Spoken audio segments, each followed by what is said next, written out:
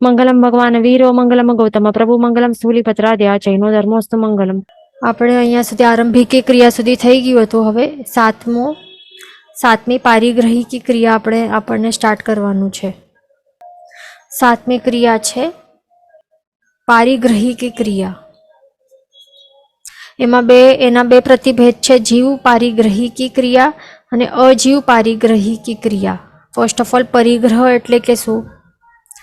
પરિગ્રહ એટલે કે જે આપણામાં આસક્તિ ભાવ રહેલું હોય છે, સંગ્રહ કરવાની જો મેન્ટાલિટી રહેલી હોય કે મારું હજી જોઈએ, એટલે કે સિમ્પલ મિનિંગમાં જે આપણને સેટિસ્ફેક્શન મળતું નહીં હોય ને, ફૂલફિલમેન્ટ ફીલ નહીં થતું હોય, સેટિસ્ફેક્શન ફીલ થતું નહીં હોય, એટલે કે અસંતોષ રહેલું હોય તે, અથવા તો આપણામાં સંતોષ ગુણ, એ આ પરિગ્રહ કે લોભ નામક જે આ કષાય છે એનાથી ઘણા માત્રામાં ઢંકાયેલું હોય આપણું ગુણ, આપણો સંતોષ ગુણ આત્માનો સ્વાભાવિક ગુણ છે.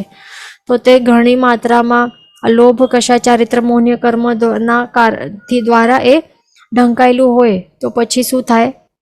મમત્વ ભાવ રહેલું હોય, આપણને વસ્તુઓ હોય, વ્યક્તિઓ હોય, એના ઉપર મમત્વ ભાવ રહેલું હોય અને મારું થતા રહે, મારાપણાનું ભાવ રહેલું હોય, તો એને કહેવાય પરિગ્રહ. એમાં ધન ધાન્ય વગેરે બધું આવી જાય, જગ્યા, ઘર, પોતાનું જ ઘર પણ એ પણ આવી જાય, પૈસા, ધાન્ય, જે પણ ફૂડનું જે પણ સ્ટોરેજ આપણને આપણા ઘરમાં રહેલું હોય એ બધું, કે કંઈ પણ જમીન હોય, ચીજ વસ્તુઓ જે પણ પડેલી હોય, વ્હીકલ્સ હોય, જે પણ બધા જ સંગ્રહ કરેલું જે બધું હોય, એમાં પછી પરિવાર પણ આવી જાય, પુત્ર પરિવાર, સ્ત્રી પુરુષ બધા આવી જાય એમાં. તો એ બધું કરવાનું, એ બધું પરિગ્રહ એટલે કે એ બધું જે સંગ્રહ કરે એને કહેવાય પરિગ્રહ. અને આ મમત્વ ભાવ કે આસક્તિના ભાવના કારણે જે જીવ સંગ્રહ કરતો જાય વસ્તુઓનું, તો એનાથી ઉત્પન્ન થયેલ ક્રિયાને કહેવાય પારિગ્રહિકી ક્રિયા. અને એ બે પ્રકારની છે, એક તો જીવ પારિગ્રહિકી ક્રિયા અને બીજું છે અજીવ પારિગ્રહિકી ક્રિયા. તો જીવ પારિગ્રહિકી ક્રિયામાં શું આવે? જે પણ જીવિત જે જીવો હોય એમાં એનિમલ્સ આવી જાય, દાસ અને સજીવના સંગ્રહથી જીવ પારિગ્રહિકી ક્રિયા એને કહેવાય છે. એટલે જે પશુઓ હોય, એટલે કે જેમ પહેલાના જમાનામાં શું ગાય ને ભેંસો ને બધું રાખતા હતા ને, ડોંકીઝ હોય, ડોગ્સ હોય, કાઉઝ, બફેલોઝ, જે પણ અલગ અલગ પ્રકારના પશુઓનું પાલન કરતા હતા, રાખતા હતા, દરેકના ઘરમાં એટલે કે એવું રહેતા હતા. રાજ પરિવાર હોય, રાજાની પાસે પણ કેટલા પશુઓ હોય, એના પાસે તો આખી સેના હોય ને, તો એમાં હાથીઓ કેટલા હોય, ઘોડાઓ હોય, કેટલા બધા એવા પશુઓ હોય. હમણાં પણ કેટલા જણ ઘરમાં ડોગ્સ રાખતા હોય ને, ડોગ્સ ને કેટ્સ, કોઈ બર્ડ્સ પણ એવી રીતે પિંજરામાં કેદ કરીને રાખતા હોય. તો એ બધું આવી જાય, જીવ પરિગ્રહિકી ક્રિયા કહેવાય બધું. પછી દાસ, એમાં મેડ હોય, સર્વન્ટ્સ હોય, ડ્રાઈવર કે હેલ્પિંગ હેન્ડ કે જે પણ કુક હોય એ બધા આદિ. એમાં પછી એટલે કે પરિવાર પણ આવે, કે કેટલા પુત્રો છે, કેટલી પત્નીઓ છે, જે પણ. તો એ આખો બધું જ સજીવોનું જે સંગ્રહ હોય એને કહેવાય જીવ પારિગ્રહિકી ક્રિયા. અને એના કારણે શું થાય? કર્મોનું આશ્રવ થતો રહે છે. અને બીજું શું છે? અજીવ પારિગ્રહિકી ક્રિયા. એમાં શું આવે? ધન ધાન્યાદિ અજીવના સંગ્રહથી અજીવ પારિગ્રહિકી ક્રિયા કહેવાય છે. જે પણ અજીવ વસ્તુઓનું પણ પરિગ્રહ રહેલું હોય, કાર હોય કે સાયકલ, સ્કૂટર, બાઇક્સ હોય કે વસ્તુ હોય, કપડાં હોય, કબર્ડ્સ હોય, મોબાઈલ્સ હોય, જેટલી પણ ચીજ વસ્તુઓ રહેલી હોય, ધન ધાન્ય પૈસા, જે પણ વસ્તુઓ, બધી વસ્તુઓ જે પણ અજીવ છે, જેનું પણ આપણે સંગ્રહાલય કરીને રાખ્યું હોય ઘરમાં, પોતાની પાસે મારાપણાનું ભાવ જેના ઉપર રહેલું હોય અજીવ વસ્તુઓ પર, તો એના કારણે અજીવ પારિગ્રહિકી ક્રિયા એને કહેવાય અને કર્મોનો આશ્રવ થતો જાય છે આપણનું, એના કારણે ધ્યાન રાખવાનું. અને આ ક્રિયા જે પારિગ્રહિકી ક્રિયા, જીવ કે અજીવ પારિગ્રહિકી ક્રિયા એ ક્યાર સુધી હોય? 5મા ગુણસ્થાનક સુધી હોય છે. પરિગ્રહવાળાને હોય, કારણ કે 5મા ગુણસ્થાનકમાં અણુવ્રત લેનાર દેશ વિરતિધર શ્રાવક હોય ને, તો ત્યાર સુધી હોય. એમને ટોટલી બધું જ પરિગ્રહનું ત્યાગ નથી કરી લીધું 5મા ગુણસ્થાનક વાળા જીવોએ. એનાથી નીચેવાળા જીવોએ તો પચખાણ પણ, વ્રત પણ, થોડુંક પણ એનું દેશથી પણ એનું ત્યાગ નથી કર્યું. પણ 5મામાં દેશવિરતિધર છે, દેશથી ત્યાગ કર્યું છે, પણ કમ્પ્લીટલી ત્યાગ નથી કર્યું. એટલા માટે આ પારિગ્રહિકી ક્રિયા ક્યાર સુધી હોય? 5th ગુણસ્થાનક સુધી હોય, એનાથી ઉપર નહીં હોય. કારણ કે 6ઠ્ઠા ગુણસ્થાનકમાં શું હોય? ટોટલી મહાવ્રત લીધેલું હોય ને, 5 મહાવ્રત લીધેલા હોય, તો બિલકુલ પણ પરિગ્રહ રહેલું નહીં હોય. ટોટલી સર્વથા પરિગ્રહ પરિમાણ વ્રત લીધેલું હોય છે ને. આપણું 5મા વાળાનું દેશવિરતિ હોય છે, 6ઠ્ઠા વાળાનું સર્વવિરતિ, ટોટલી એ બંધ હોય છે પરિગ્રહ રાખવાનું. એના કારણે 6ઠ્ઠા ઓનવર્ડ્સ આ પારિગ્રહિકી ક્રિયાનું દોષ નહીં લાગે, એના કારણે આશ્રવ નહીં થાય કર્મોનું, એ ધ્યાન રાખવાનું. આવી રીતે આપણે જોયું. પછી 8મી કઈ છે ક્રિયા? 8મી ક્રિયા છે માયા પ્રત્યયિકી ક્રિયા. માયા પ્રત્યયિકી ક્રિયાના પણ 2 પ્રકાર છે. એક તો છે આત્મભાવ વંચન અને પરભાવ વંચન માયા પ્રત્યયિકી ક્રિયા. આત્મભાવ વંચન માયા પ્રત્યયિકી ક્રિયા, અને બીજું શું છે? પરભાવ વંચન માયા પ્રત્યયિકી ક્રિયા. વંચન છે, અહીંયા આ સમજમાં નહીં આવે તો સાઈડમાં આવી રીતે લખી લેવાનું, તો ભૂલાય નહીં. એવી રીતે પણ લખી રાખશું તો પણ ચાલશે, વંચન આટલા શબ્દને. ઓકે, તો આ માયા પ્રત્યયિકી ક્રિયા એટલે કે શું છે? એમાં માયા છે અને પ્રત્યયિકી છે. તો માયા એટલે કે શું છે? કે જે પણ છળ પ્રપંચ, એટલે કે જે જૂઠો બોલે, એક અંદરથી એક હોય અને બહારથી બીજું કંઈક દર્શાવે, છેતરપિંડી કરે, છલ, ધોકેબાજી, પ્રપંચ એટલે કે કંઈક એવા ષડયંત્રની રચના કરે, કૂળ કપટ કરે, તો એવા બધાને કહેવાય માયા. એવા બધા જે પણ ભાવો થાય, ભાવો કે અધ્યવસાયો, એને કહેવાય માયા. એવા ટાઈપના અધ્યવસાયોને માયા કહેવાય. તો તેના પ્રત્યયથી એટલે કે હેતુથી ઉત્પન્ન થયેલી, એટલે આ શબ્દ છે ને પ્રત્યય, અહીંયા જે માયા અને પ્રત્યયિકી દેખાય છે ને, તો પ્રત્યયનું મિનિંગ શું છે? કે માયા જે છે એટલે કે છલ, જૂઠ, ધોકેબાજી જે પણ છે, આ એના હેતુથી ઉત્પન્ન થયેલી જે ક્રિયાને કહેવાય છે માયા પ્રત્યયિકી ક્રિયા. એટલે પ્રત્યય એટલે કે શું? કે એટલે હેતુથી ઉત્પન્ન થયેલી. આ શબ્દનું એ મિનિંગ છે. કોના હેતુથી ઉત્પન્ન થયેલી? તો માયાના હેતુથી ઉત્પન્ન થયેલી. એટલે કે બીકોઝ ઓફ માયાના અધ્યવસાયો જે ક્રિયા કરે જીવ, તો એને કહેવાય માયા પ્રત્યયિકી. એટલે પ્રત્યયનું મિનિંગ આપણે બીકોઝ લખી શકીએ, બીકોઝ ઓફ ધીસ રીઝન, એનું એ મિનિંગ છે આ વર્ડનું. ઓકે, તો પહેલું છે આત્મભાવ વંચન માયા પ્રત્યયિકી ક્રિયા. તો તે આપણે સમજી લઈએ. તો હવે એમાં શું છે કે આત્મ એટલે કે પોતાનો, આપણે આત્મા છીએ. ઓકે, તો આપણા પોતાનું અહીંયા સમજવાનું છે. આ ફર્સ્ટવાળી ક્રિયામાં આત્મભાવ એટલે કે પોતાના જે આત્મામાં રહેલા જે ભાવો હોય, અધ્યવસાય હોય, કેવા દુષ્ટ ટાઈપના હોય, દુષ્ટ ભાવ હોય અંદરથી, છતાં પણ બહારથી શું બતાડે કે શુદ્ધ ભાવ છે મારા. તો કેટલાક જણ કહેતા હોય ને ખોટું કરી લે, પણ જ્યારે પછી એને કન્ફ્રન્ટ કરવામાં આવે તો ત્યારે શું કહેતા હોય કે નહીં મારા અંદરથી તો કાંઈ પણ કાળું નથી, મેં તો કંઈ કર્યું નથી, અંદરથી તો એકદમ ક્લીન હાર્ટ છે મારું, શુદ્ધ ભાવો છે, બિલકુલ પણ કાળાશ નથી મારા અંતરમાં, એવું કહેતા હોય. પણ જે એમણે એક્ટ કર્યું છે એ ખોટું છે, કારણ કે એના અંદરમાં દુષ્ટ ભાવ રહેલા હશે, પણ શું દર્શાવે કે નહીં નહીં શુદ્ધ ભાવ છે મારા, અથવા તો એવી રીતે છુપાવીને રાખે. બહારથી શું કરે, દાન વગેરે કરે, દાન શીલ તપ ભાવ એ બધું કરે બહારથી, પણ અંદરથી બીજા જ કંઈક દુષ્ટ ભાવો ચાલતા હોય, દાન કરવાનું મન નહીં હોય, માત્ર બહારથી આવી રીતે બતાડે કે દાનવીર છે, ખાલી નામ માટે કે એવા રીઝન્સ માટે કરે. તપ પણ અંદરથી એવા તપવાળા સમ્યક તપવાળા ભાવો નહીં હોય, પણ બહારથી બીજું કંઈક બતાવે.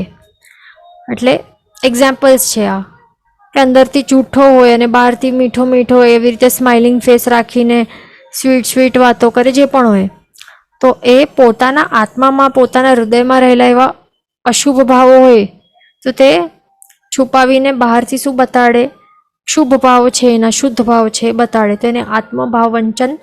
વંચન શબ્દનું મિનિંગ શું છે કે છુપાવવું.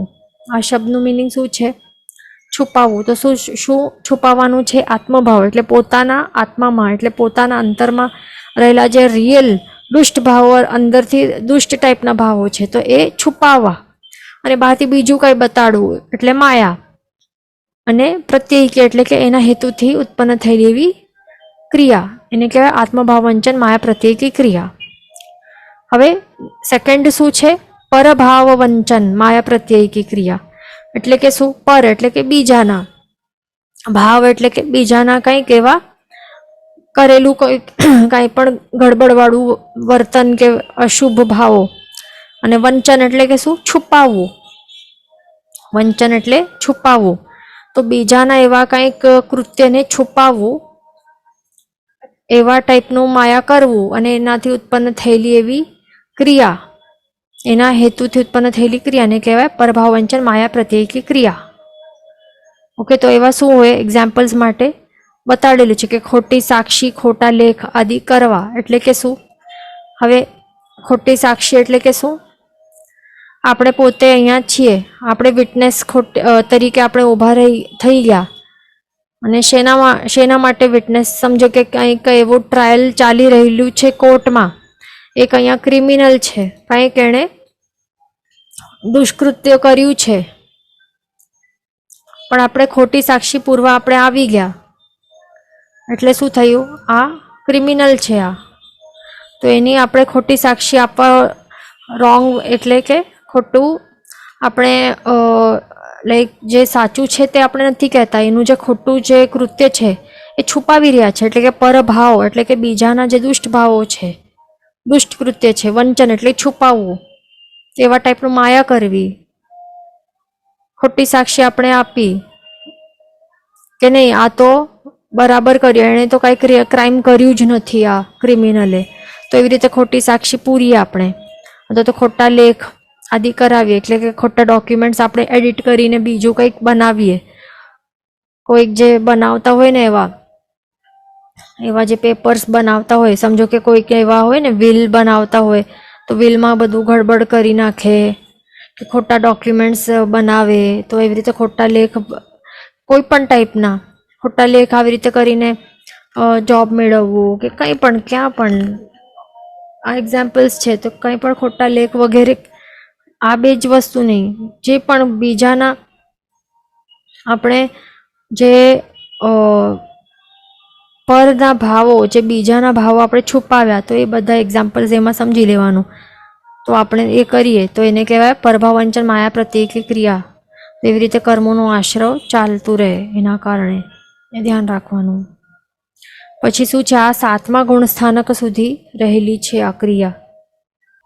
7મા ગુણ સ્થાનક સુધી રહેલી હોય અને એના બાદ એ નહીં હોય, એટલે જે 8મા અને એનાથી ઉપરવાળા હોય તો એવા ટાઈપનું આવી ટાઈપના ક્રિયાનું સેવન એ કરતા નથી, એ ધ્યાન રાખવાનું. પછી આગળ ચાલશું. નેક્સ્ટ ગાથા છે 23મી ગાથા, તો તે બધાને ગ્રહણ કરવાની છે. મિચ્છા દંસણ વત્તી અપચખાણી ય દિઠ્ઠી પુઠ્ઠીય. અહીંયા શું છે, ઠ છે, દિઠ્ઠી પુઠ્ઠીય. પછી પાડુચ્ચીય, સામંતો, વણીય, ને સથ્થી, સાહથ્થી. પાછો એક વખત ગ્રહણ કરશું. મિચ્છાદંસણ વત્તી, અપચ્ચખાણીય, દિઠ્ઠી પુઠ્ઠીય, પાડુચ્ચીય, સામંતો, વણીય, ને સથ્થી, સાહથ્થી. ઓકે, આ 23rd ગાથા બધાને પાકી કરીને આવવાનું છે. એનું આપણને શબ્દાર્થ અને ગાથાર્થ આપણે સમજી લઈએ. મિચ્છા દંસણવત્તી એટલે કે શું? મિથ્યા દર્શન પ્રત્યયી કી ક્રિયા. પછી અપચ્ચખાણી એટલે કે અપ્રત્યાખ્યાની કી ક્રિયા. ય એટલે કે અને દિઠ્ઠી એટલે કે દૃષ્ટિ કી ક્રિયા. અહીંયા દષ્ટિ કી નથી, દૃષ્ટિ કી સમજવાનું છે, અહીંયા ધ્યાન રાખવાનું. પછી પુઠ્ઠી એટલે કે સ્પૃષ્ટિ કી અથવા પૃષ્ટિ કી પ્રાશની કી ક્રિયા પણ એને કહેવાય છે. સ્પૃષ્ટિ કી અથવા પૃષ્ટિ કી પ્રાશની કી ક્રિયા એ પણ એનું સેકન્ડ મીનિંગ છે. પછી છે પાડુચ્ચીય એટલે કે પ્રાતિત્યકી ક્રિયા. પછી સામંતો વણીય એટલે કે સામંતો પનિપાતિકી ક્રિયા. ને સથ્થી એટલે કે નઈ શસ્ત્રી કી અથવા તો નઈ સૃષ્ટિ કી. સાહથ્થી એટલે કે સ્વાહસ્તી કી ક્રિયા. ઓકે, તો આ ગાથા પાકો કરશું તો આટલા ડિફિકલ્ટ શબ્દ પણ ઇઝીલી આવડી જશે. ગાથાર્થમાં શું બતાડે છે, ગાથાનું મિનિંગ શું છે 23મી ગાથાનું, કે તથા મિથ્યા દર્શન પ્રત્યયી કી, અપ્રત્યાખ્યાની કી, દૃષ્ટિ કી, સ્પૃષ્ટિ કી અથવા પૃષ્ટિ કી પ્રાશની કી ક્રિયા. પછી પ્રાતિત્યકી, સામંતોપનિપાતિકી, નઈ શસ્ત્રી કી અથવા નઈ સૃષ્ટિ કી ક્રિયા અને સ્વાહસ્તિકી ક્રિયા. આટલી ક્રિયાઓ બતાડે છે. ટોટલ આ ગાથામાં 16 જેટલી ક્રિયા અહીંયા કવર થાય છે.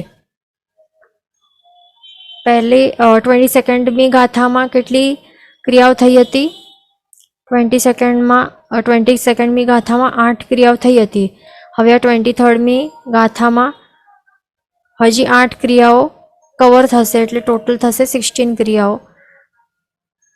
અહીંયા 16 ક્રિયાઓ કવર થશે. તો અહીંયા આપણે હવે 9th ક્રિયા આપણને સ્ટાર્ટ કરવાની છે. કઈ છે આ 9th ક્રિયા? છે મિથ્યા દર્શન પ્રત્યયી ક્રિયા.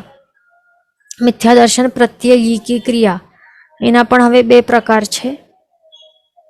પહેલા તો મિથ્યા દર્શન પ્રત્યયી ક્રિયા એટલે કે શું? મિથ્યાત્વ દર્શન એટલે ફર્સ્ટ ઓફ ઓલ શું? મિથ્યાત્વ એટલે કે શું? જે ખોટું છે, જે સાચું નથી તે. અને દર્શન એટલે કે એવી બિલીફ કે એવી શ્રદ્ધા એટલે કે જે વિપરીત શ્રદ્ધા છે, તત્વની જે વિપરીત પ્રતિપત્તિ એટલે કે શ્રદ્ધા. પ્રતિપત્તિ આ શબ્દનું મિનિંગ છે કે શ્રદ્ધા એટલે કે જે ખોટી શ્રદ્ધા છે, રોંગ બિલીફ છે, ખોટી માન્યતા છે શેની? તત્વની. તત્વ એટલે કે શું? જે પ્રભુએ 9 તત્વોનું સાચું સ્વરૂપ બતાડ્યું છે, યથાર્થ સ્વરૂપ બતાડ્યું છે, જે જેવું છે તેવું તેનું સાચું સ્વરૂપ બતાડ્યું છે. કે પાપ હોય એ શું છે? તે આંકવા યોગ્ય છે, તે તેનું સાચું સ્વરૂપ છે. પાપ ક્યારે પણ આદરવા યોગ્ય નથી. પણ પ્રભુ જે કહ્યું છે કે પાપ હેય છે, પાપ તત્વ શું છે? એક્ઝામ્પલ લઈએ, એક તત્વ આપણે પાપ તત્વ લઈએ. પાપ તત્વ યથાર્થ સ્વરૂપ, સાચો સ્વરૂપ શું છે? કે તે હેય છે, તેનું સાચું સ્વરૂપ છે. પણ હવે આ પાપ તત્વની વિપરીત પ્રતિપત્તિ કરવી. પ્રતિપત્તિ એટલે કે શ્રદ્ધા. ઓપોઝિટ, વિપરીત એટલે કે ઓપોઝિટ. એટલે પાપ તત્વનું સાચો શું છે? શ્રદ્ધા શું છે? સાચી બિલીફ શું હોવી જોઈએ? કે તે હેય છે, ત્યાગવા યોગ્ય છે. પણ એનાથી ઓપોઝિટ આપણને શ્રદ્ધા હોય એટલે કે આ ઉપાદેય લાગતું હોય પાપ શું લાગતું હોય? ઉપાદેય એટલે કે આદરવા યોગ્ય લાગતું હોય પાપ જો, તો એને કહેવાય છે કે આ તત્વની વિપરીત પ્રતિપત્તિ આપણે કરી રહ્યા છીએ, શ્રદ્ધા વિપરીત શ્રદ્ધા કરી રહ્યા છીએ તત્વની. પાપ આદરવા યોગ્ય લાગે છે, ઉપાદેય લાગે છે, તો એને કહેવાય મિથ્યાત્વ દર્શન કહેવાય. ધ્યાન રાખવાનું. આ એક એક્ઝામ્પલ છે. એમ તો પ્રભુ નવે નવ તત્વના સાચા સ્વરૂપ બતાડે છે, જે જેવું છે તેવું યથાર્થ સ્વરૂપ બતાડ્યું છે. તો તે બધાનું કે બધામાંથી અમુકનું કે એકનું પણ એક પણ તત્વનું વિપરીત પ્રતિપત્તિ કરીએ, વિપરીત શ્રદ્ધા હોય એટલે કે રોંગ બિલીફ, રોંગ માન્યતા રહેલી હોય, મિથ્યા માન્યતા રહેલી હોય, તો સમજવાનું તે શું છે? મિથ્યાત્વ દર્શન છે. ધ્યાન રાખવાનું. ઓકે. તો હવે આ મિથ્યાત્વ દર્શનના નિમિત્તથી થતી જે ક્રિયા અથવા તો અર્થાત એટલે કે એનું મિનિંગ કે વિપરીત શ્રદ્ધારૂપ જે ક્રિયા, તેને કહેવાય છે મિથ્યા દર્શન પ્રત્યયિકી ક્રિયા કહેવાય છે. એટલે કે આ ક્રિયા એટલે કે શું? કે મિથ્યાત્વ દર્શન રહેલું હોય એટલે તત્વની વિપરીત માન્યતા રહેલી હોય અને એના નિમિત્તથી, એના કારણથી જે પણ એના નિમિત્તથી જે પણ ક્રિયા કરે જીવ, તો એને કહેવાય મિથ્યા દર્શન પ્રત્યયિકી ક્રિયા. અને એના પણ બે પ્રકાર છે. તો પહેલું શું છે? ન્યૂનાતિરિક્ત મિથ્યાત્વ દર્શન. ન્યૂનાતિરિક્ત મિથ્યા દર્શન પ્રત્યયિકી ક્રિયા, આ એનું પહેલું પ્રતિભેદ છે. ઓકે. અને બીજું પ્રતિભેદ શું છે? તદ વ્યતિરિક્ત મિથ્યા દર્શન પ્રત્યયિકી ક્રિયા, તે આ સેકન્ડ એનું પ્રતિભેદ છે. અહીંયા તદ્વ્ય, અહીંયા શું છે? દ હાફ છે ને વ પણ હાફ છે અને અહીંયા ય છે. ઓકે. તદ વ્યતિરિક્ત મિથ્યા દર્શન પ્રત્યયિકી ક્રિયા, તે એનો બીજો પ્રતિભેદ છે. ઓકે. તો હવે સૌથી પહેલું શું છે? ન્યૂનાતિરિક્ત મિથ્યા દર્શન પ્રત્યયિકી ક્રિયા. એનું મિનિંગ શું છે તે સમજી લઈએ. પહેલા તો ન્યૂન એટલે કે ન્યૂન પ્લસ અતિરિક્ત. ન્યૂનાતિરિક્ત એટલે કે શું? ન્યૂન એટલે કે ઓછું અને અતિરિક્ત એટલે કે અધિક એટલે કે વધારે, એટલે ઓછું વધારે. ન્યૂનાતિરિક્ત એટલે કે ઓછું વધારે. અને મિથ્યા દર્શન ઓછું વધારે મિથ્યા દર્શન એટલે કે શું? હવે કે કોઈ પણ તત્વનું પ્રભુએ સ્વરૂપ બતાડ્યું છે, સર્વજ્ઞ એટલે કે જેમને પણ કેવલ જ્ઞાન પ્રગટ થયું હોય એવા સર્વજ્ઞ પ્રભુએ જે પણ તત્વોનું કે કોઈ પણ પદાર્થનું જે યથાર્થ સ્વરૂપ બતાડ્યું છે, એના યથાર્થ સ્વરૂપથી ન્યૂન વા એટલે કે અથવા, ન્યૂન અથવા તો અધિક જે માને એને કહેવાય છે ન્યૂનાતિરિક્ત મિથ્યાત્વ દર્શન પ્રત્યયિકી ક્રિયા. એટલે પ્રભુ જેવું સ્વરૂપ બતાડ્યું છે તો એવું જેવું બતાડ્યું છે તેવું જ આપણને માનવું જરૂરી છે. પણ એના સ્વરૂપથી આપણે ઓછું અથવા તો વધારે માનીએ, એક્સ્ટ્રા જે નહીં હોય એ પણ એક્સ્ટ્રા આપણે એડ કરીને માનીએ, અથવા તો ન્યૂન એટલે કે જે બતાડ્યું છે એટલું નહીં, એનાથી ઓછું માનીએ કે નહીં થોડુંક, એવી રીતે આ પોઈન્ટ્સ 10 પોઈન્ટ્સમાંથી એક પોઈન્ટ આપણે ઓછું માનીએ, એક બે પોઈન્ટ માનીએ અને તો એને ન્યૂન કહેવાય. અને સમજો કે જેટલું બતાડ્યું છે એનાથી ઓવર એક્સ્ટ્રા એડ કરીને જે નથી એને પણ એક્સ્ટ્રા થોડુંક વધારે આપણે માનીએ, ઓવર સાચા સ્વરૂપથી પણ વધારે આપણે માનીએ, તો પછી એને કહેવાય ન્યૂનાતિરિક્ત મિથ્યાત્વ દર્શન પ્રત્યયિકી ક્રિયા. અને એના કારણે શું થાય છે? આશ્રવ કર્મોનું થાય છે. પછી બીજું શું છે? તદ વ્યતિરિક્ત મિથ્યા દર્શન પ્રત્યયિકી ક્રિયા. તો એમાં શું છે? એનું મિનિંગ શું છે? કે સર્વથા નહીં માને, એટલે ટોટલી કે બિલકુલ માને જ નહીં. તત્વ જે જેવું યથાર્થ સ્વરૂપ જેવું છે ને અને બિલકુલ નહીં માને, સર્વથા ટોટલી એને માને જ નહીં, એનાથી એકદમ ઓપોઝમાં રહેલું હોય, તો એને કહેવાય તદ વ્યતિરિક્ત મિથ્યા દર્શન પ્રત્યયિકી ક્રિયા. ઓકે. એટલે ન્યૂનાતિરિક્ત એટલે થોડુંક ઓછું વધારે માને, અને તદ વ્યતિરિક્ત એટલે કે બિલકુલ નહીં માને. એવું છે મિથ્યા દર્શન પ્રત્યયિકી ક્રિયા. હવે શું કહે છે આગળ કે આ ક્રિયા એટલે મિથ્યા દર્શન ક્રિયા જે છે તો તે કોને હોય છે, ક્યાં ગુણસ્થાનક સુધી હોય છે? એ ત્રીજા ગુણસ્થાનક સુધી જ હોય છે, ધ્યાન રાખવાનું. ત્રીજા ગુણસ્થાનક સુધી જ હોય છે. પછી ચોથા ગુણસ્થાનક ઓનવર્ડ્સ નહીં હોય, કારણ કે ચોથા ગુણસ્થાનક વાળાને શું કહેવાય? અવિરત સમ્યક દૃષ્ટિ ગુણસ્થાનક કહેવાય. એટલે કે સમકીતિ જે હોય છે તો તે ચોથા ગુણસ્થાનક ઓનવર્ડ્સ એ બધા સમકીતિ જીવ રહેલા હોય, એટલે કે એમને માન્યતા સાચી રહેલી હોય, જે જેવું છે તેવું પ્રભુએ જેવું બતાડ્યું છે એવું જ એ માનતા હોય. એટલા માટે ચોથા ગુણસ્થાનક ઓનવર્ડ્સ આ ક્રિયા દ્વારા એમનું એટલે આ ક્રિયાનું સેવન નહીં હોય, એવા દેહવસાયો નહીં આવે એમને, અને એના કારણે એવા ટાઈપના આશરો પણ નહીં થાય કર્મોનું. એટલે ક્યાંથી ક્યાં હોય? ત્રીજા ગુણસ્થાનક સુધી જ હોય છે આ ક્રિયા. કારણ કે આ ક્રિયા શું છે? સમ્યક તો મોહનીય સિવાયની યથાયોગ્ય બે દર્શન મોહનીયની ઉદયથી છે. જે મિથ્યાત્વ મોહનીય અને બીજું મિશ્ર મોહનીય કર્મ, આ બે કર્મો જે છે, તો આ બે કર્મો જે છે દર્શન મોહનીય કર્મના બે ભેદ છે. કયા કયા? એક તો મિથ્યાત્વ મોહનીય અને બીજું કયો છે? મિશ્ર મોહનીય. તો આ બે દર્શન મોહનીય કર્મના ઉદયથી, મિથ્યાત્વ અને મિશ્ર મોહનીય કર્મના ઉદયથી આ ક્રિયાનું સેવન કરતા હોય છે જીવો. તો એવા કયા જીવો કયા ગુણસ્થાનક સુધી રહેલા હોય? તે ત્રીજા ગુણસ્થાનક સુધી રહેલા હોય. એટલા માટે ત્યાં સુધી જ આ ક્રિયાનું સેવન કરતા હોય છે, એનાથી ઉપર નહીં. ચોથા એન્ડ ઓનવર્ડ્સ આગળ નહીં હોય. પછી 10મી ક્રિયા કઈ છે? 10મી ક્રિયા કઈ છે? અપ્રત્યાખ્યાનીકી ક્રિયા છે. અને એના પણ બે પ્રકાર છે, સજીવ અપ્રત્યાખ્યાનીકી ક્રિયા અને અજીવ પ્રત્યાખ્યાનીકી ક્રિયા. પહેલા તો અપ્રત્યાખ્યાન શું છે તે આપણને સમજવાનું છે. પહેલા તો પ્રત્યાખ્યાન એટલે કે શું છે સમજવાનું છે. પ્રત્યાખ્યાન એટલે કે શું? સિમ્પલ ત્યાગના નિયમ લેવા, પચ્ચખાંડ લેવા. પ્રત્યાખ્યાન એટલે કે શું?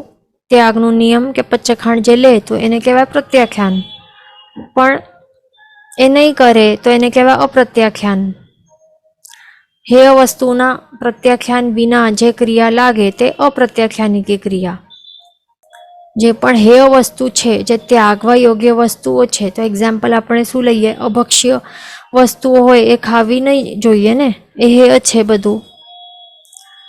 હેય વસ્તુમાં માત્ર અભક્ષ્ય વસ્તુ નહીં આવે, પરિગ્રહ પણ હેય છે, હિંસા પણ હેય છે. અહિંસાના પચખાંડ લેવું પડે. એટલે કે જે પહેલું જે અણુવ્રત મહાવ્રત આવે છે, પહેલું મહાવ્રત શું છે? પ્રાણાતિપાત વાળું છે, એ બિલકુલ પણ નહીં કરવું જોઈએ, એ હેય છે. જીવોની હિંસા કરવી હેય છે. પછી બીજું છે જૂઠ નહીં બોલવું. તો એ બધું જે પણ છે આ બધું હેય વસ્તુઓ છે, એ કરવા જેવી નથી. અથવા તો આપણે સિમ્પલ લઈએ 18 પાપસ્થાનકો જે છે બધા હેય છે. તે બધા 18 પાપસ્થાનકો છે કે 5 જે આ મહાપાપ શું કહેવાય 5 પાપ છે, આ 5 પ્રકારના અવ્રત છે કે 5 પ્રકારના પાપ છે. હિંસા, झूठ, ચોરી, મૈથુન, પરિગ્રહ, આ બધા 5 પાપો છે. અથવા તો 18 પાપસ્થાનકો, એ બધા શું છે? હેય છે. તો એનું આપણે ત્યાગ નહીં કરીએ, ત્યાગના નિયમ નહીં લઈએ, એટલે કે પચ્ચખાંડ સહિત એનું પ્રોપરલી વિધિ સહિત ત્યાગ નહીં કરીએ, તો શું થાય? એ ત્યાગ વગરના એટલે પચ્ચખાંડ વગરના આપણે હોઈએ અને જે પણ ક્રિયા કરીએ તો એ કઈ કહેવાય? અપ્રત્યાખ્યાનીકી ક્રિયા કહેવાય. ને પણ બે પ્રકારની છે. પહેલી છે સજીવ અપ્રત્યાખ્યાનીકી ક્રિયા. એટલે કે શું? કે સજીવનું પ્રત્યાખ્યાન નહીં હોય. અને બીજું શું છે? અજીવનું પ્રત્યાખ્યાન નહીં હોય તો અજીવ પ્રત્યાખ્યાનીકી ક્રિયા. એ કહેવાય છે, ધ્યાન રાખવાનું. તો એમાં શું છે, આપણને જે પણ એટલે જે સજીવ છે, જીવો છે, તો એના વિશે જે પણ પચખાણો હોય છે, જે પણ વસ્તુ હોય છે, જેમ કે આપણે હમણાં જ કહ્યું હિંસા એક્સેટ્રા, તો હિંસા જેવા પાપો જે છે એનું આપણે પચખાણ નહીં લીધેલું હોય તો શું થાય, સજીવ પ્રત્યાખ્યાની કે ક્રિયા એનું પછી શું થાય, સેવન થાય આપણાથી અને એ પાપ લાગતો રહે. અહીંયા એક્ઝામ્પલ અહીંયા શું બતાડે છે, જો કે અહીંયા શું છે કે આપણે સમજો કે અહીંયા ક્યારે પણ આપણે સ્વયંભૂ રમણ સમુદ્રમાં આપણે તો ક્યારેય પણ જવાના નથી ને. અહીંયા જે મનુષ્ય લોકથી બહાર તો આપણે નીકળી શકવાના નથી, નીકળીને તો ત્યાં સ્વયંભૂ રમણ તો શું, અહીંયાથી આપણે લવણ સમુદ્રને પણ પાર કરી શકવાના નથી ને આ ભાવમાં. તો છતાં પણ આપણે દેટ મીન્સ આપણે પાર તો કરી શકવાના નથી, અને ત્યાં સ્વયંભૂ રમણ તો સૌથી લાસ્ટમાં લાસ્ટ આઉટર મોસ્ટ સમુદ્ર છે, તો ત્યાં રહેલું જે મત્સ્ય છે, ફિશીસ હોય, તો એનું ફિશીસનું ભક્ષણ તો આપણે ક્યારેય કરવાના નથી. ન તો તે આપણો તે જે સમુદ્ર છે, આ સ્વયંભૂ જે આઉટર મોસ્ટ સમુદ્ર છે, તો ત્યાં જઈને હમણાં શું એ સમુદ્રનો પાણીનું આપણે જલપાન કરશું, આ પીવાના છીએ આપણે પાણી હમણાં બેસીને અહીંયા આ ભાવમાં નહીં ને. તો આપણને લાગશે કે અરે હું તો મને તો પછી પાપ લાગવાનો નથી, કારણ કે ત્યાં રહેલા જે ફિશીસ હોય કે પાણી છે, તો એનું ભક્ષણ તો હું કરતો નથી ને કરવાનું પણ નથી આ ભાવમાં. છતાં પણ એનું આપણે પચખાણ લીધું નહીં હોય તો પછી પાપ લાગતું રહે ને. એ પોઈન્ટ છે મેઇન, કે જ્યાર સુધી આપણે પાપથી કનેક્શન કટ ઓફ નહીં કરશું પચખાણ દ્વારા, ત્યાર સુધી જે પણ 14 લોકમાં રહેલા જે પણ વસ્તુઓનું ભક્ષણનું પાપ લાગતું રહેશે. ભલે ભક્ષણ નથી કરતા છતાં પણ ભક્ષણનું પાપ લાગતું રહેશે, કારણ કે આપણે કટ ઓફ નથી કર્યું એના સાથે કનેક્શન પચખાણ રૂપે આપણે લીધું નથી કે સંપૂર્ણ 14 લોકમાં રહેલા બધા આવા વસ્તુઓનું ત્યાગ. માત્ર આપણે કહીએ ને કે આપણે જે 14 નિયમ લઈએ તો એમાં આપણે શું કરીએ, સંક્ષેપ કરીએ ને કે પાણી કેટલા ગ્લાસ, 5 ગ્લાસ, 10 ગ્લાસ પાણી કે 2 બોટલ પાણી, 1 માટકો પાણી, એટલું જ પીસ. આટલું જ પાપ લાગે જેટલી છૂટ રાખીએ. આટલી છૂટ નહીં રાખીએ તો આખા 14 લોકમાં રહેલા બધા પાણીનું પાપ લાગ્યા કરે. ભલે આપણે તો પીવાના નથી ને આટલું પાણી, કેટલું પાણી પીએ આપણે, 1 બોટલ 2 બોટલ આપણે ડ્રિંક કરીએ આખા દિવસમાં, આટલું જ આપણી કેપેસિટી છે, છતાં પણ પચખાણ લીધેલું નહીં હોય તો આખા 14 લોકમાં રહેલા જેટલા પણ સમુદ્રોનો પાણીનું ભક્ષણનું પાપ લાગ્યા કરે. ભલે આપણે એ બધા માછલા વગેરે કાંઈ પણ ભક્ષણ કરવાના નથી, છતાં પણ પાપ આપણે પચખાણ લીધેલું નહીં હોય તો પછી બધું પાપ લાગ્યા કરે. મત્સ્ય કે કોઈ પણ જીવ જંતુઓનું ભક્ષણનું બધું પાપ લાગ્યા કરે. ધ્યાન રાખવાનું. તો આવી રીતે સજીવ અપ્રત્યાખ્યાની ક્રિયા માટે સમજવાનું. જો પચખાણ જીવો સંબંધી આવી રીતે ત્યાગનું પચખાણ લીધેલું નહીં હોય તો પછી સજીવ અપ્રત્યાખ્યાની ક્રિયા દ્વારા આવી રીતે પાપ લાગ્યા કરે. અને બીજું જે અજીવ પ્રત્યાખ્યાની ક્રિયા વિશે આપણે સમજી લઈએ કે જે પણ કોઈ એવી ચીજ વસ્તુ હોય એ ક્યારે પણ ઉપયોગમાં આવવાનું નથી. એવી વસ્તુઓ એમની જેમ કે કપડાં છે કબાટમાં, ઓકે, તો એ કબાટમાં સમજો કે કેટલા 50 કપડાં છે, આપણે આજના દિવસે બધા 50 આપણે પહેરવાના છીએ નહીં ને. આખા મંથમાં પણ 50 કપડાં પહેરવાના નથી, છતાં પણ અને આપણે કેટલું વાપરશું સમજો કે આખા એક દિવસમાં સમજો કે એમાંથી માત્ર આપણે 3 કપડાં આપણે પહેર્યા એમાંથી, અને આખા મંથમાં આપણે કેટલા હાર્ડલી કેટલા સમજો ને 15 કપડાં પહેર્યા આપણે, કે 20 કપડાં કે 30 કપડાં પહેર્યા. બાકીના જે 10 કે 20 કપડાં છે એ તો આપણે વાપર્યા જ નહીં ને, તો પણ એનું આપણને પાપ લાગ્યા કરે, પરિગ્રહનું પાપ લાગ્યા કરે આપણને. તો પાપ લાગ્યા કરે એટલે કે આશ્રવ એ થતું રહે, તો એ કહેવાય અજીવ પ્રત્યાખ્યાની ક્રિયા. એટલે કે જે પણ અજીવ વસ્તુઓ છે એનું પણ આપણને જો પચખાણ નહીં લઈએ એનું પણ તો પણ પાપ લાગ્યા કરે. બીજું શું છે, પૂર્વ ભવે છોડેલા શરીરોથી થતી હિંસાનો, કેટલું ઇમ્પોર્ટન્ટ અહીંયા પોઈન્ટ્સ અહીંયા બતાડેલા છે, આપણને સમજવાનું જરૂરી છે.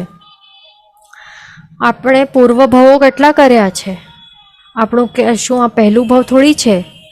એનાથી પહેલાં તો કેટલા અસંખ્ય હતા, અને આપણે નિગોદમાં તો બધા હતા ને, અવ્યવહાર રાશિની સૂક્ષ્મ નિગોદમાં તો બધા જ હતા. તો એમાં કેટલા અનંતા ભવો કર્યા છે ને, અનંતા ભવો કર્યા. દેટ મીન્સ કેટલા આપણા આત્માએ કેટલી વખત શરીરો બનાવ્યા હશે. જ્યારે પર્યાપ્તિ પૂરી કરે, જ્યારે ઉત્પન્ન થાય, નવો ભાવ થાય તો શું કરે, પર્યાપ્તિઓ પૂરી કરે. ખબર છે ને બધાને, પોતાનું શરીર ક્રિએટ કરે ને પોતે જ આત્મા.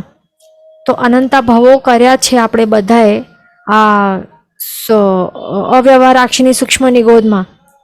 તો આટલા ભવો કર્યા છે, તો શરીરો પણ અનંતા બનાવ્યા છે અને છોડ્યા છે. તો એ શરીરો આપણે જે છોડી દીધા, તો પછી એ આપણે ઓસીરાવ્યા છે નહીં ને. એ નિગોદના તો છોડ. પછી આપણે જ્યારે વ્યવહાર રાશિમાં આવ્યા, વ્યવહાર રાશિમાં આપણે આવી ગયા, પછી આપણે મોટા મોટા એવા બાદર ટાઈપના ભવો પણ કર્યા હશે, સૂક્ષ્મ ભવો પણ કર્યા હશે, સૂક્ષ્મ કે બાદર કેવા પણ ભવો કર્યા હશે. એમાં પણ આપણે શું શું બન્યા હશું, આપણે ઝાડ પણ બન્યા હશું. અને એ ઝાડ છે, ઝાડમાં શું હોય, વુડ હોય ને, લાકડું હોય. તો એ લાકડામાંથી શું બની શકે, એક્સ બની શકે ને, કુહાડી, એક્સ, એવા ટાઈપના શસ્ત્રો એ બનતા હોય છે. બીજા અલગ અલગ વુડના અલગ અલગ પ્રકારના વસ્તુઓ બનતા હોય. પછી આપણે મેટલ પણ બન્યા હશું, પૃથ્વીકાય બન્યા હશું મેટલ. તો મેટલ દ્વારા શું શું હથિયાર જે પણ છે, શસ્ત્રો એ બનાવતા હોય. ભાલા હોય, તલવાર હોય, કે જે કતલખાના હોય, તો કતલખાનામાં મશીનરી પણ બનતી હોય ને, કાપવાનું, એનિમલ્સને કાપી નાખે, 1 મિનિટમાં કાપીને ત્યાં એનું પેકિંગ પણ થઈ જાય. તો એવા જે મશીનરી છે એ પણ શેનાથી બનેલું હોય, મેટલ્સથી હોય ને. અને એ મેટલ શું હોય, બીજું કાંઈ નહીં, પૃથ્વીકાય જીવોના શરીરથી બનેલું હોય. તો આપણે પણ એવા પૃથ્વીકાય જીવો, વનસ્પતિકાય જીવો શું શું બન્યા હશું. અને એ જેટલા પણ આપણે એવા ભવો કર્યા હશે, અને એમાંથી બીજા લોકોએ આપણે જે છોડેલો શરીર છે, તો એ શરીરમાંથી એવા અસ્ત્ર શસ્ત્ર બનાવ્યા છે. અને એ અસ્ત્ર શસ્ત્ર દ્વારા એ હિંસાઓ હમણાં આજ સુધી ચાલતી હોય, એવું પણ પોસિબિલિટી છે ને. હવે આપણે કહીએ કે અરે અહીંયા તો છઠ્ઠો આરો આવે, અહીંયા જે શું છે, આ 5 ભરત અને 5 ઐરવત ક્ષેત્રોમાં તો છઠ્ઠા આરા આવે એટલે બધું ડિસ્ટ્રોય થઈ જાય. તો માત્ર એક આરા સુધી કેટલા, એક આરું શું, એક ઉત્સર્પિણી અથવા તો એક અવસર્પિણી સુધી એ બને જે શરીરો છે આપણા, તો એનાથી હિંસા થઈ શકે. પણ બીજા પણ તો ક્ષેત્રો છે ને, મહાવિદ્ય ક્ષેત્ર છે, ત્યાં તો થોડી ના પ્રલયકાલ આવે છે. ત્યાં તો ચોથા આરા જેવું વર્તતો હોય, તો ત્યાં કંઈ પ્રલયકાલ નથી કે બધું જ જે પણ છે અશાશ્વત એ બધું નાશ થઈ જાય, એવું તો નથી ને. ત્યાં તો ચાલતું રહે. ત્યાં પણ આપણે કેટલા ભવો કર્યા હશે મહાવિદ્ય ક્ષેત્ર વગેરેમાં. તો ત્યાં પછી જે પણ આપણા એવા પૃથ્વીકાય કે શું છે, આ વનસ્પતિકાય જીવો આપણે બન્યા હશો, અને આપણા શરીર, આપણે ત્યાગેલો શરીરમાંથી એવા અસ્ત્ર શસ્ત્ર બનાવીને ત્યાં હિંસાના કાર્યો ચાલતા રહે. સેમ વસ્તુ વાપરીને બધા જીવોની, કેટલા જીવોની હિંસા થતી હોય, તો એ આપણને પાપ લાગ્યા કરે. બિકોઝ રીઝન શું છે, કારણ કે દરેક ભાવમાં આપણને શું હતું, શું છે, આપણા પોતાને મળેલું શરીર ઉપર અત્યંત રાગ છે, મારાપણાનો ભાવ છે, સ્ટ્રોંગેસ્ટ લેવલ ઓફ અટેચમેન્ટ છે. અને એ આપણે કંઈ પચખાંડ લઈને થોડી મૃત્યુ પામ્યું હશું. અહીંયા પૃથ્વીકાય કે શું છે, આ વનસ્પતિકાય જીવ જ્યારે આપણે હતા, તો ત્યારે શું પચખાંડ થોડી લીધું, આહાર શરીર ઉપરથી પચકું, પાપ 18 મરણ આવે તો વોસી રે જીવવું તો આગળ, એવું કંઈ પચખાંડ હાથ પણ છે પચખાંડ લેવા, કે મોઢું છે, કે શું છે, સંજ્ઞી છીએ આપણે, મન છે, એમાં નથી ને. ત્યાં કે આપણે વોસીરાવીને આપણે ત્યાગ્યું નથી શરીર. દેટ મીન્સ આપણને મરણ બાદ પણ એટલે એ ભાવમાં, એ પર્ટિક્યુલર ભાવમાં તો આ જે મળેલું શરીર હતું એના ઉપર તો અત્યંત રાગ હતું જ, અટેચમેન્ટ હતું કે મને કંઈ થવું નહીં જોઈએ. આ શરીર છે એ આપણે પોતાને જ માન્યું હતું કે મને કંઈ થવું નહીં જોઈએ, તકલીફ આ મારું છે અને હું છું. તો એવું સ્ટ્રોંગ મમત્વ ભાવ રહેલું હતું અને આપણે મૃત્યુ પામીને બીજા કેટલા ભાવો કર્યા અને બધા એવા શરીરો જે છોડ્યા, જે એટલા અનંતા શરીરો, અસંખ્યતા શરીરો આપણે ત્યાગ્યા છીએ એ બધા ઉપર આપણું સ્ટ્રોંગ મમત્વ રાગવાળું ભાવ છે. એના કારણે એ શરીરો દ્વારા જે પણ આવા હિંસક અસ્ત્ર શસ્ત્ર બનાવીને જે પણ હિંસાઓ થતી રહી છે આજ સુધી, એ બધું જ પાપ આપણને હજી સુધી લાગ્યા કરે છે. ધ્યાન રાખવાનું. આજ સુધી ભાવ આપણને આ શું લાગી રહ્યું છે? પાપ લાગી રહ્યું છે. શું છે આગળ જો? પૂર્વ ભવે છોડેલા શસ્ત્રોથી થતી હિંસાનો અને પૂર્વભાવમાં સંગ્રહ કરેલા પરિગ્રહના મમત્વ ભાવનો કર્મ આશ્રવા ભાવમાં પણ જીવને આવે છે. ધ્યાન રાખવાનું. એટલે મેન શું છે, આપણને જે એક પૂતગલ વોસીરાવાની જે ક્રિયા એક વિધિ સહિત કરાવતા હોય આચાર્ય ભગવંતો આપણા, તો ત્યાં આપણને કરી લેવી જરૂરી છે. અને પચખાંડ લેતા રહેવાનું. રાત્રે સૂતા પહેલાં જ્યારે પણ યાદ આવે, જ્યારે પણ આપણને ફીલ થાય કે કાંઈ પણ થઈ શકશે, તો ત્યારે હાથ જોડીને પચખાંડ લઈ લેવાનું કે શું, કે આ શરીરને ત્યાગું છું, ઓસીરાવું છું, બધી વસ્તુ ઉપધિઓનો ત્યાગ કરું છું. જે પૂર્વભાવમાં જેટલા પણ શરીરો કર્યા હશે, જે પણ વસ્તુઓ પર મમત્વ ભાવ રહેલું હશે, એ બધા મમત્વ ભાવને હું કાપી નાખું છું, તોડી નાખું છું. બધા ઉપર આસક્તિ ભાવનું ત્યાગ કરી લેવું એ ખૂબ ઇમ્પોર્ટન્ટ છે. નહીં તો બધું આટલા અનંતા શરીરોથી બનેલા જે અનંતા શસ્ત્રો હશે, એનાથી જે હિંસાઓ આ સુધી થતી રહી છે, બધું પાપ હમણાં પણ કન્ટિન્યુઅસ લાગતું રહેશે આપણને. ધ્યાન રાખવાનું. પૂર્વ ભાવમાં સંગ્રહ કરેલા પરિગ્રહના મમત્વ ભાવનો કર્મ આશ્રવા ભાવમાં પણ જીવને આવે છે. જે આપણે કહ્યું તે જ કે સંગ્રહ જેટલા પણ પૂર્વ ભાવમાં જે પણ આપણે પરિગ્રહ સંગ્રહ કરીને રાખ્યું હશે કે આ મારું, આ ચીજ વસ્તુ મારી, આ ઘર મારું, આ જમીન મારી, હું કોઈને આપીશ નહીં, મરું તો મરીશ તો પણ આપીશ નહીં કોઈને પણ, એવું બધું ઘણા જણને હોય એવા ગાઢ આસક્તિ ભાવ, એવા મમત્વ ભાવ. તો એ અને પછી આપણે મૃત્યુ થઈ ગયું હોય છતાં પણ એ જે આપણે કરેલું જે મમત્વ ભાવ હોય છે પૂર્વ ભાવોમાં, એ બધાનું પાપ આપણને હમણાં પણ લાગ્યા કરે છે. ધ્યાન રાખવાનું. એટલા માટે આપણને શું કહે છે, ઉપયોગવંત જીવે એક સમય પણ અપ્રત્યાખ્યાની ન રહેવું. આ સોલ્યુશન છે મેન. કે એનું સોલ્યુશન શું? તો આ સોલ્યુશન છે કે જે ઉપયોગવંત જીવ હોય, જેને પણ આ ઉપયોગવંત હોય, જાગૃત જીવ હોય, આત્મકલ્યાણ માટે તાલાવેલી થતી હોય, મોક્ષ માટે, તો એ જીવ શું કરે, એક સમય માટે પણ અપ્રત્યાખ્યાની નહીં રહે. એટલે કે શું, પચખાણ વિના નહીં રહે, એ પચખાણ લઈ જ લે. જે 5 મહાવ્રત એ સ્વીકારી જ લે. જો એ નહીં કરી શકે તો 5 અણુવ્રતો સ્વીકારી લે, 12 વ્રત સ્વીકારી લે, શ્રાવક પ્રોપર બની જાય. જે 14 નિયમ છે એ 14 નિયમ એ લઈ લે, સવાર સાંજ જે પણ હોય લેવાના એ બધા લેતો જાય, એક્સ્ટ્રા એડ કરતો જાય, દ્રવ્યોમાં સંક્ષેપ કરતો જાય, બધા જે મમત્વ ભાવનો ત્યાગ કરતો જાય, આ ભાવમાં પણ ત્યાગ કરે, પૂર્વ ભાવમાં પણ જે રહેલું હોય બધું ત્યાગ કરતો જાય. તો એવું એ કરે જીવ. અને મરણ સમય પોતાના શરીરને, પરિગ્રહને અને હિંસાના સાધનોને વિધિપૂર્વક વોસીરાવવા, ત્યાગ કરવા. ધ્યાન રાખવાનું. શું? મરણ સમયે જ્યારે પણ આપણે કહ્યું કે દરરોજ સૂતા પહેલાં પચખાંડ લઈ લેવાનું.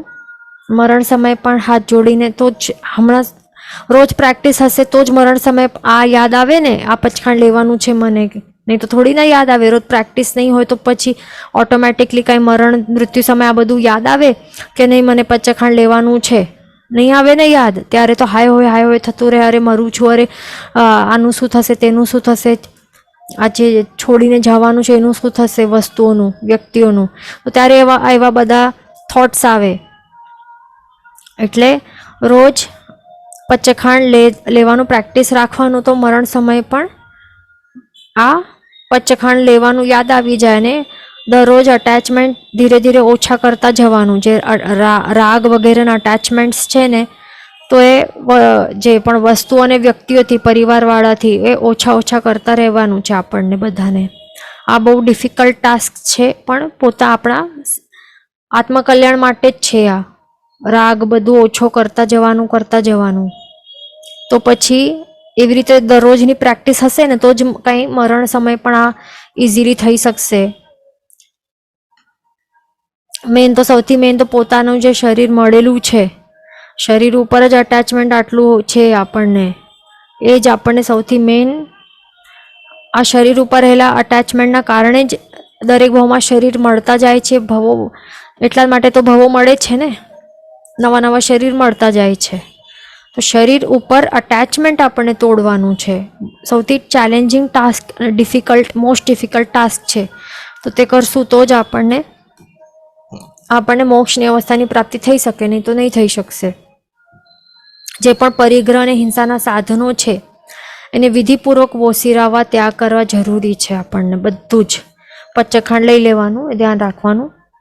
અને અહીં વિશેષ જાણવાનું કે પૂર્વભાવના શરીરાદિકથી થતી હિંસાનો પાપાશ્રવ જેમ આ ભાવમાં પણ આવે છે, તેમ શું કહે છે કે તે શરીરોથી થતી ધર્મક્રિયાનો પુણ્ય આશ્રવ આ ભાવમાં આવે નહીં. એટલે શું કહે છે, આ શું ઇમ્પોર્ટન્ટ પોઈન્ટ બતાડે છે આપણને. એવું ફીલ થાય કે અરે જરૂરી થોડી ના કે મને જે પણ શરીર મળ્યા હતા, શરીરો, એ બધા શરીરોથી હિંસક સાધનો જ બન્યા હશે.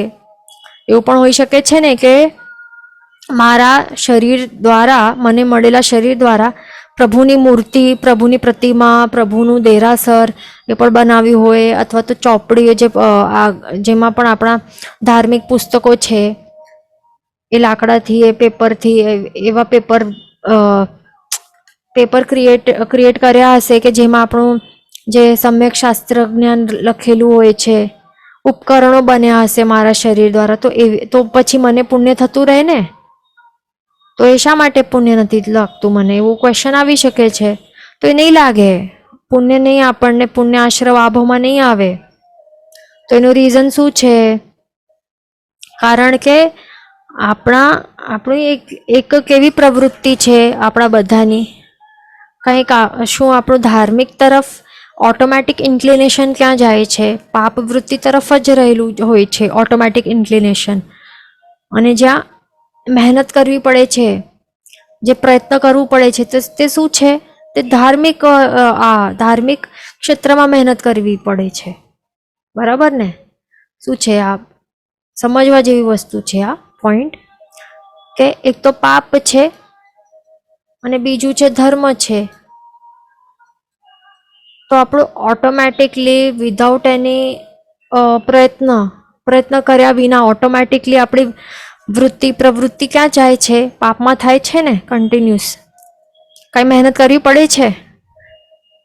મહેનત નથી કરવી પડતી. પ્રયત્ન નથી કે એક્સ્ટ્રા મહેનત નથી કરવી પડતી, પ્રયત્ન નથી કરવું પડતું. પાપ ઓટોમેટિકલી ઇઝીલી અને મજાથી આપણે કરતા હોઈએ છીએ. પણ ધર્મ છે, એ ધર્મ શું ઓટોમેટિકલી થાય છે? ઓટોમેટિકલી કે વિના સ્વાભાવિક રીતે થાય છે, વિદાઉટ એની પ્રયત્ન કે વધારે મહેનત કર્યા વિના, કે ટાઈમ કાઢ્યા વિના એમનું એમ થઈ જાય છે ધર્મ? નથી થતું ને. એના માટે એક્સ્ટ્રા ટાઈમ કાઢવું પડે. પણ થોડુંક ટાઈમ મુશ્કેલીથી આપણે કાઢીએ અને એમાં પણ પ્રયત્ન કરીએ તો પણ મન નહીં લાગે ધર્મમાં. ખાલી ક્રિયાથી આપણે કરતા હોઈએ. કેવું થાય છે આપણું ધર્મ? એટલે સ્વાભાવિક રીતે નેચરલી આપણું ધર્મ નથી થતું. એના માટે મહેનત કરવી પડે છે, પણ પ્રોપરલી આપણે શુદ્ધ ભાવથી નથી કરી શકતા. પણ પાપ જે છે એકદમ ઇઝીલી નેચરલી થાય છે આપણાથી, સ્વાભાવિક રીતે, સહેજતાથી, વિદાઉટ એની મહેનત, પ્રયત્ન વગર. એવું છે ને આપણા બધાનું.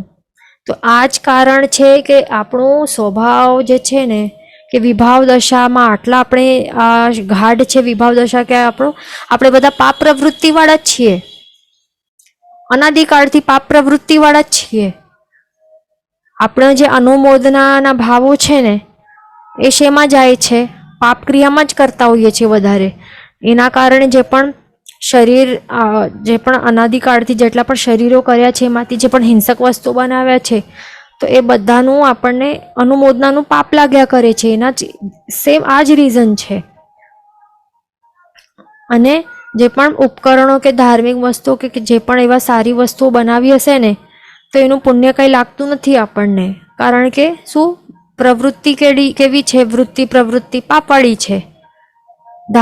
ધર્મમાં કાંઈ અનુમોદના થાય છે કન્ટિન્યુઅસલી મનમાં નથી થતી ને, નથી આવતું. એ પ્રયત્નથી એટલે કે મહેનત કરવી પડે છે કે નહીં મને આ જબરદસ્તીથી કે મહેનતથી આપણને એવી રીતે ધર્મ કરવા માટે બેસીએ છીએ, અનુમોદના કરવા માટે. કોઈ સિંગર વગેરે હોય તો કહે બધા બોલો અનુમોદના અનુમોદના, તો ત્યારે આપણે મોઢાથી કહીએ અનુમોદના વારંવાર. ઓટોમેટિકલી આવે છે કંઈ અનુમોદના પણ ઇઝીલી સહેજતાથી નથી આવતી ને. અને પણ કેટલા જણ મોઢાથી કહેતા હોય, અંતરથી અનુમોદનાનું ફિલિંગ નહીં, અધ્યવસાય નહીં આવતા હોય, માત્ર મોઢાથી કહેતા હોય. એટલે આ જ મેઇન પ્રોબ્લેમ છે આપણા બધાનું કે પાપ ઇઝીલી કરીએ, પાપવાળી જ પ્રવૃત્તિ છે. ધર્મમાં આટલી સહેજતા કે સ્વભાવ જ આપણું એવું નથી. તો એના કારણે જે પણ સારી ઉપકરણ જેવા વસ્તુઓ બનાવ્યા હશે તો એનું કાંઈ આપણને પુણ્યનો આશ્રવ થતી નથી કન્ટિન્યુઅસલી આપણને, એ ધ્યાન રાખવાનું. પછી શું કહે છે કે આ ક્રિયા અવિરત જીવોને હોવાથી ચોથા ગુણસ્થાનક સુધી છે. હવે આ અવિરત જીવ જે અવિરત જીવ એટલે કે શું, જે વિરતિધર નહીં હોય એ કેવા અવિરત સમ્યક દૃષ્ટિ ગુણસ્થાનક ચોથા ગુણસ્થાનક સુધી કેવા હોય, અવિરત ટાઈપના જીવો રહેલા હોય. કોઈ પણ વ્રત પચખાણ લીધેલું નહીં હોય ચોથા ગુણસ્થાનક સુધીના જીવ હોય તો ત્યાર સુધી આ ક્રિયામાં રખતો હોય. પણ એનાથી ઉપર જે પાંચમું ગુણસ્થાનક છે એમાં અણુવ્રત વાળા હોય છે, દેશ વિરતિધર દેશથી વિરતિમાં આવેલા હોય. છઠ્ઠામાં સર્વવિરતિ વાળા હોય એટલે કે પાંચમા ઓનવર્ડ્સ આગળના, તો એમને આવું બધું પાપ નહીં લાગે. એટલા માટે આપણને સમજી લેવાનું, જો એવા પાપો આપણને લગાડવા નહીં હોય તો શું કરવું પડશે, વિરતિધર બનવું પડશે. એ ધ્યાન રાખવાનું. બીજું હજી એક પોઈન્ટ અહીંયા લખેલું નથી પણ આપણી બુક્સમાં લખેલું હશે તો ત્યાં ચેક કરી લેવાનું કે શું છે આગળ લખેલું આપણી નવી એડિશનવાળી બુક્સમાં, કે જો જીવ જે પણ આહાર શરીર સંબંધી વગેરે વસ્તુઓને વોસીરાવીને મરે, મૃત્યુ થાય તો પછી શું થાય કે એના સંબંધી પાપાશ્રવો એના બાદના ભાવમાં એને લાગતા નથી. ધ્યાન રાખવાનું. એટલે જો મૃત્યુ એમનું એમ આપણે થઈ ગયું વિધાઉટ પચખાણ વોસીરાવ્યા વિના એમનું એમ આપણે મૃત્યુ આપણે મરી ગયા તો પછી નેક્સ્ટ ભાવમાં બધું પાપ લાગ્યા કરશે. એ શરીરમાંથી શું બનશે ને જે પરિગ્રહ છે એના પર આસક્તિ રાખીને ગયા તો બધું પાપ લાગતું રહેશે. પણ જો આપણે વોસીરાવીને વિધિપૂર્વક વોસીરાવી પચખાણ લીધું અને વોસીરાવીને મર્યા ને તો પછી આવતા ભાવમાં પછી કાંઈ પણ આ પાપ લાગશે નહીં. પછી શરીર વોસીરાવી દીધું પછી શરીરથી કાંઈ પણ બને એમાં પછી આપણો કાંઈ લેવા દેવા નથી. કાંઈ હિંસક વસ્તુ બને કે કાંઈ પણ બને એના સાથે આપણને કાંઈ લેવા દેવા નથી, કાંઈ પાપ નહીં લાગશે. અને બીજું પોઈન્ટ, મરતી વખતે જો આપણા આત્મામાં જે પણ સુકૃતોની અનુમોદનાના ભાવ રહેલા હશે ને તો પછી શું થશે, આપણા નામથી પછી ઘણા જણ નહીં તો નેક્સ્ટ ક્લાસમાં કન્ટિન્યુ કરશું આ પોઈન્ટ. અહીંયા સમય થવા આવ્યું છે. અહીંયા ક્વેશ્ચન છે કે તો આ વ્રત કેવી રીતે લેવાના હોય છે. આ બધા વ્રતો જે છે ને શ્રાવકના 12 વ્રત એ આચાર્ય ભગવંત હોય તો એ આપતા હોય છે વિધિપૂર્વક, તો એવી રીતે લેવાના હોય છે. ગુરુ ભગવંત પાસે જઈને લેવાના એમના મોઢેથી, ધ્યાન રાખવાનું. બીજું ક્વેશ્ચન છે કે 14 નિયમ ધારવાથી આ બધા પાપથી બચી શકાય. તો 14 નિયમ એ એક માત્ર 7મા વ્રતમાં આવે છે. 12 વ્રત હોય ને ટોટલ 12 વ્રતો હોય છે, બધા લેવાના હોય આપણને. એમાંથી માત્ર 12માંથી એક 7મું વ્રત હોય છે. તો 7મા વ્રતની અંદર 14 નિયમો આવે છે. એટલે બહુ નાનું સ્કોપ છે, આમ આ લાર્જ સ્કોપ છે. આ બધા લેવાના હોય.